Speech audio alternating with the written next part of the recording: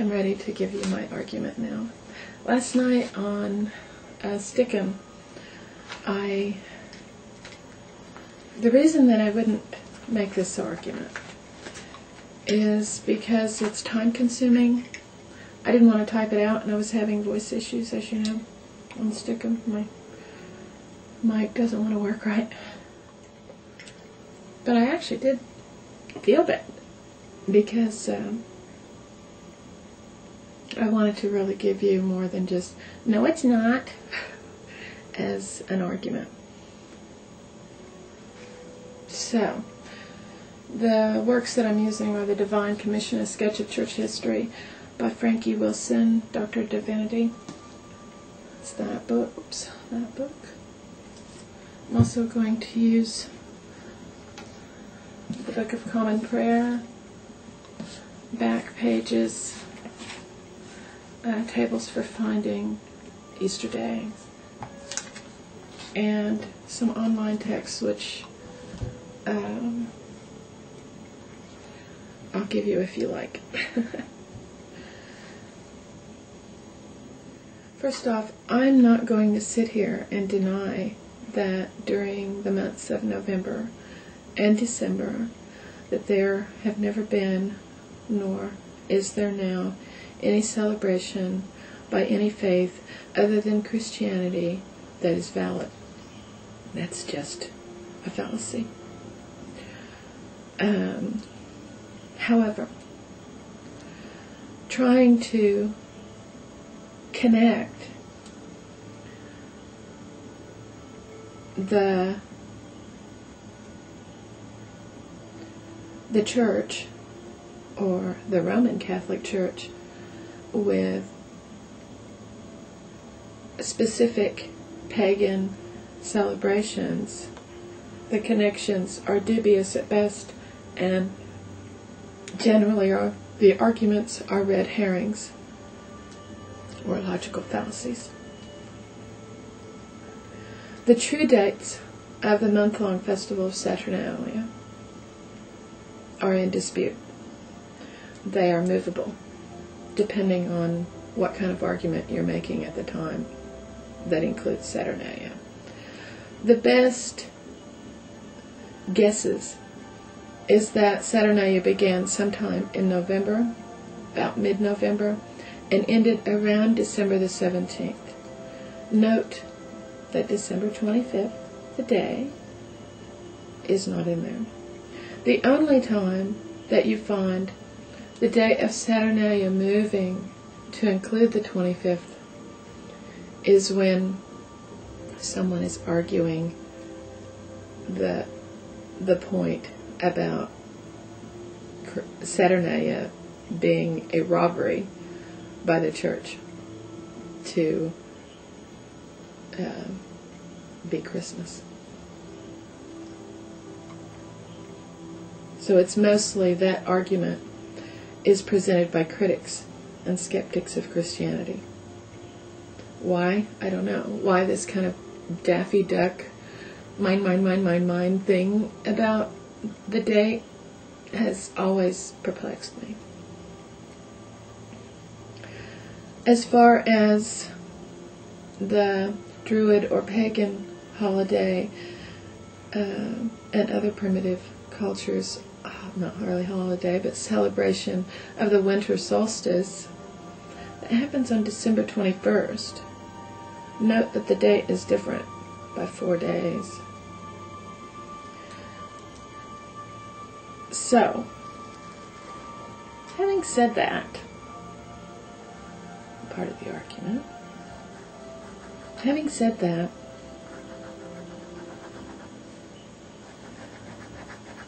there could be many arguments based on this first argument alone of why many other cultures have been robbed by many other religions for their holidays. That argument is a red herring. It is a logical fallacy. Therefore, it must be discarded. Second argument that's frequently made and these are the only two that I'm going to cover, there's many more, is concerning the actual date, and that the Roman Catholic Church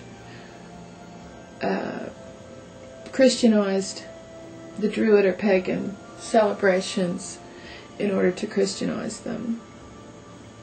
First off, most of the people who make this argument do not include the information that the papacy was not in existence until the 4th century, and the setting of the day of Christmas, of the Nativity of the Lord, was made in 325, a full 100 years before there was even thought of the papacy in the Roman Catholic Church.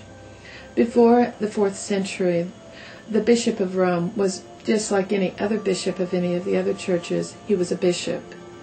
Then he took the prerogative of Peter, which I won't really go into, but if you want me to, I could do a whole other thing on that. But and until the 8th century,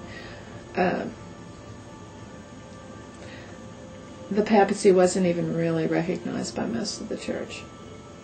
And to this day, there's still disputes. That's how we get the separation of the Protestants from the Catholics, is this whole thing about the prerogative of Peter and the universal bishop known as the Pope. So, and if you look at historical documents relating to the Nativity of Christ, and the date set for the 25th, they didn't really care when Christ was born. They were outlining the calendar, the Christian yearly calendar, as it has to do with the lectionary, with the reading of the scriptures. If they,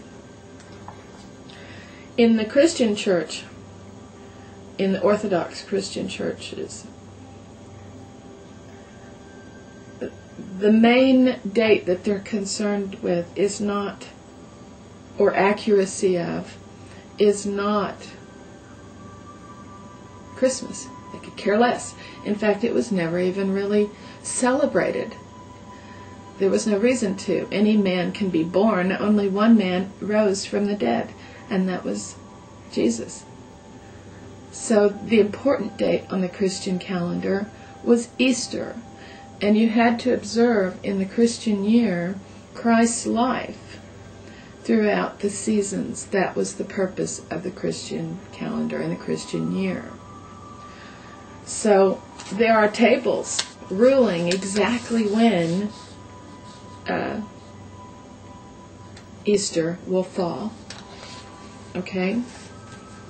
And the arguments that were made on setting the Nativity on the 25th didn't have anything to do with accuracy of when he was actually born.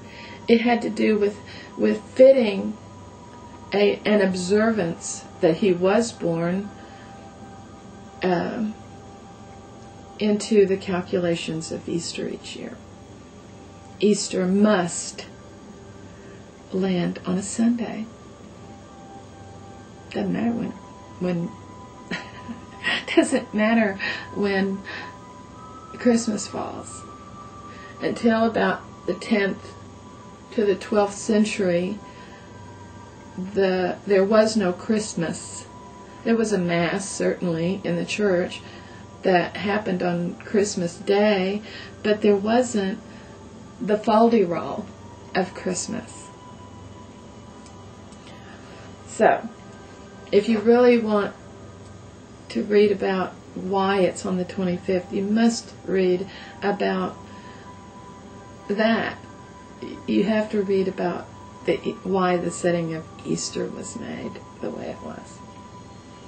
And nowhere does it say, oh, we must Christianize the pagan celebrations. What happened with the pagan celebrations of Yule, Christmas trees, mistletoe, all that stuff, the Druids really, was that these people were converted to Christianity and brought those traditions with them for those months. They didn't see any reason to stop celebrating. They were not religious holidays. They were celebrations of the earth and the season, and they kept those traditions.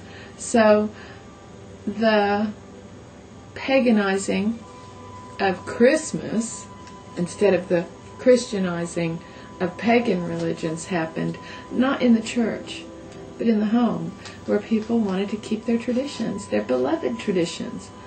The Protestants didn't find any real problem with this, Heck yeah, if you want to celebrate those, Christ says, don't fear these things. But the Catholic Church kind of had issues with it, and later made an edict about it. They actually banned them for a while, and then finally said, yeah, you can do that. But again, in the church, the whole church, including the Roman Catholic Church, the celebration of Christmas isn't about the tree. It isn't about the Yule log. It isn't about these traditions that surround it. It's about the birth of Jesus Christ. And we don't care what other people do. The last thing I'd like to say, and there are other arguments, but I'm not going to get into them, but the last thing I'd like to say is, for me, personally, having said all this, I find it more amazing that across the world, across the globe, across time, throughout the year, and at the same times, for essentially the same reasons, without connection to one another, human beings have come together and celebrated at the same time. And I find that to be even more proof of a higher intelligence and creative power.